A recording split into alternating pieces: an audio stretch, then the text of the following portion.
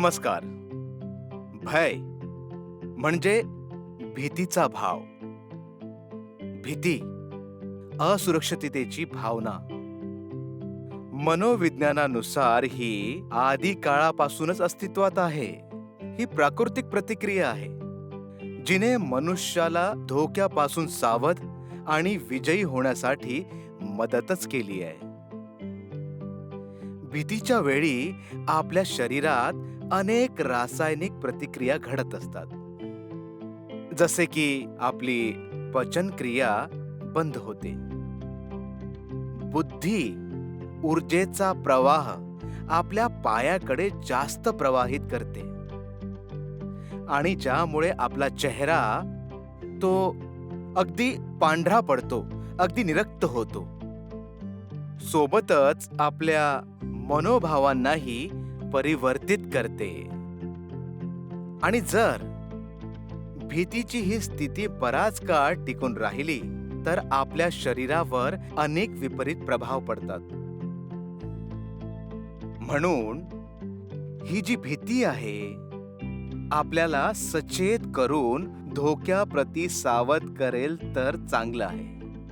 पण भीतीने जर आपल्याला शरीर आणि मनाला आजारी पाडलं तर ते ठीक नाहीये. म्हणूनच अभय असणे खूप आवश्यक आहे. अभय होऊन आपण भीतीला लढा देऊ शकतो आणि निश्चितच विजय प्राप्त करू शकतो. आपली संस्कृती आणि इतिहासामध्ये अभय स्थितीवर अनेक प्रसंग आहेत, अनेक उदाहरणं आहेत. तुम्ही भीष्म पितामहांचं नाव तर ऐकलंच असेल.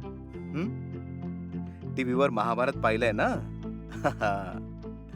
तुम्हाला माहिती आहे, बालपणी भीष्म पितामहांची आई त्यांना विद्या प्राप्त करण्यासाठी भगवान परशुरामाकडे घेऊन गेली.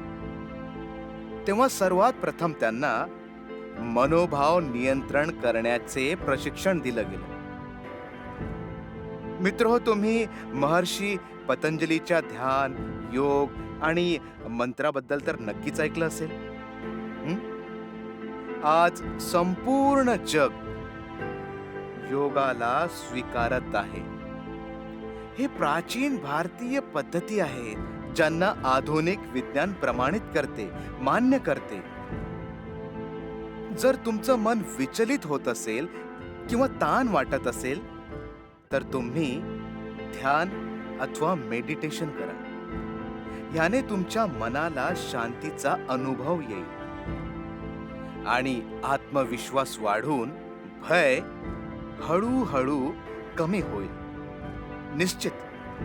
तसेही हल्ली कोरोनाच्या विरुद्ध लढ्यामध्ये हे सिद्धांत खूप उपयोगी ठरत आहेत. अभय झाल्याने तात्पर्य आणि सावध व्हायचे आहे. आपलं आपल्या भावनांवर नियंत्रण आणि शारीरिक क्षमता ह्या दोन्ही प्राप्त करण्यात आपली संस्कृती जी आहे ती पूर्ण वैज्ञानिक पद्धतीने आपली मदतच करते.